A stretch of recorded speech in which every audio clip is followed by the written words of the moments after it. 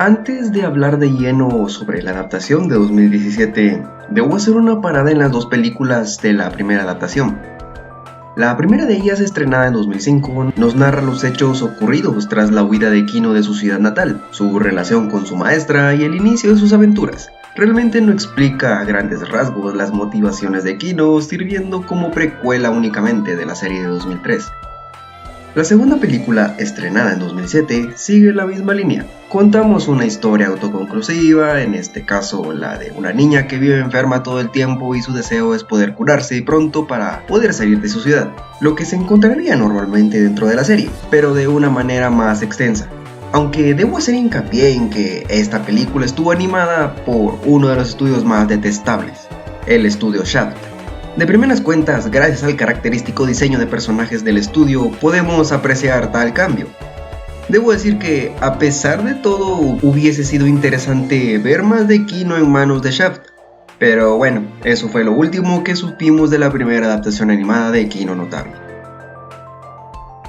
10 años después llega a las pantallas Kino no Tabi The Beautiful World Animated Series, esta vez adaptada por el estudio Lerche. La misma vuelve a las andadas poniéndonos a Kino y Hermes como protagonistas y sus viajes por distintos países. Como ya hablé más detalladamente de lo que es la trama general de la serie, quiero hacer mención de los elementos que se ejecutaron bien en esta nueva adaptación. Si no has visto mi reseña de Kino no Tabi de 2003, recomiendo empieces por ahí. Dejaré una tarjeta aquí arriba y el link en la descripción. Empecemos con que ya no solo seguiremos a Kino y Hermes, sino también será más enfoque en la búsqueda de Shizu y Riku por un lugar en donde asentarse, teniendo más tiempo en pantalla, ya que en la adaptación de 2003 solo aparecían en los capítulos del Coliseo, además de añadir al personaje de Ti a la fórmula, sirviendo así Shizu de figura paterna para la niña. Otro elemento bien ejecutado de la serie es que ahora Kino es más agradable. Sigue sin ser identificable y no tiene progreso alguno, otra vez, fuera de su historia de origen, pero que ahora el personaje sea mucho más simpático y se le vea en más situaciones hilarantes o de ocio junto a Hermes es de agradecer, sin mencionar que ahora Kino sí interactúa más y se involucra con su entorno.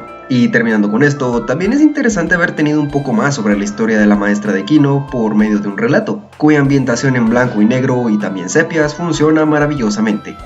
En aspectos técnicos generales, la paleta de color brillante es lo más llamativo a nivel visual, ya que el diseño de personajes es bastante genérico teniendo en cuenta que es una actualización a los estándares actuales.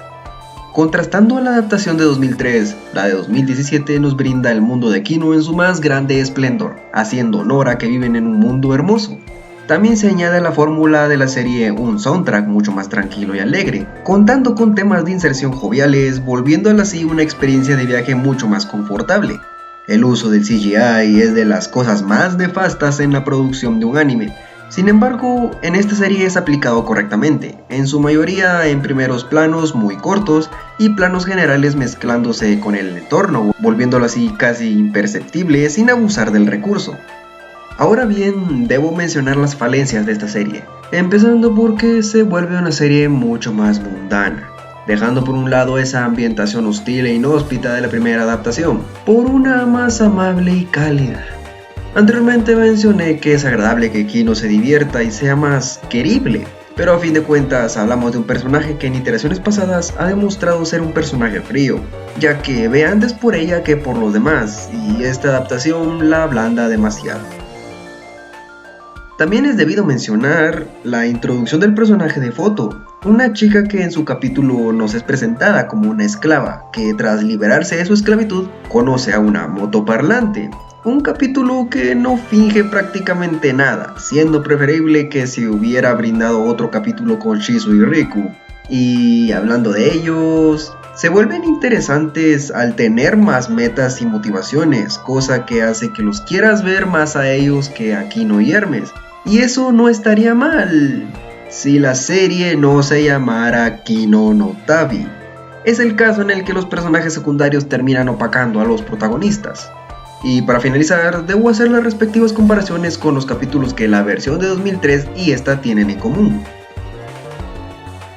El Coliseo, capítulos 6 y 7 de la primera adaptación, capítulo 2 de la nueva adaptación. Debo decir que hay un sentimiento mixto. Por una parte es de agradecer que la versión de 2017 haya resumido bastantes cosas respecto a los capítulos de 2003, tales como los trasfondos de los demás competidores. Sin embargo, este resumen termina por jugarle en contra, ya que no conocemos las motivaciones de Shizu hasta el final del mismo, mientras que en los capítulos de 2003, Shizu se nos es presentado de manera más detenida, donde se explica su motivación y de paso el trasfondo de su familia. Esto es explicado fugazmente por Hermes en la adaptación de 2017, siendo la adaptación de 2003 la que manejó mejor la aventura del Coliseo. El País Amable, capítulo final de la primera adaptación, capítulo 10 de la nueva adaptación. En este capítulo, Kino visita un país cuya reputación entre viajeros es mala, por lo que decide ir a investigar, encontrándose con un país amable. Ambas versiones lo hacen bien al retratar la amabilidad, culpa y arrepentimiento de los ciudadanos, pero la adaptación de 2017 muestra un lazo un poco más fuerte entre Kino y el personaje de Sakura. Y el desenlace del capítulo tiene mayor impacto, a pesar de que en ambas iteraciones no se muestra mayor detalle de los personajes implicados y afectados. Como dato curioso, añado que la voz de Sakura en la adaptación de 2003 corre a cargo de la seiyuu Yuki Aoi, misma seiyuu que presta la voz a Kino en esta nueva adaptación.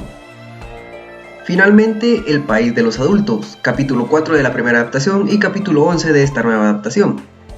Esta es la historia de origen de Kino, cómo conoce al viajero que la motiva a cambiar su mentalidad, el nacimiento de Hermes, donde era una posesión más para sus padres y cómo tuvo que enfrentar su primer obstáculo, estar destinada a ser una adulta.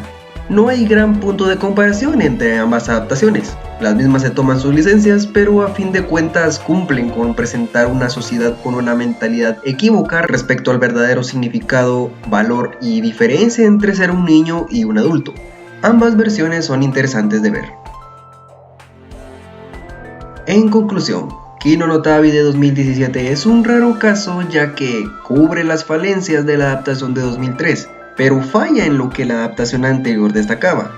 Sigue manteniendo vigentes temas políticos, psicológicos y uno que otro filosófico, pero al tomarse más tranquilamente y menos en serio, estos temas pasan de forma bastante superficial, por lo que terminan siendo tratados en vano. A nivel técnico le da una buena actualización al estilo visual, volviéndola una serie mucho más agradable y llamativa para las nuevas audiencias. Una propuesta recomendada para todos aquellos que busquen ver algo ligero y relajado.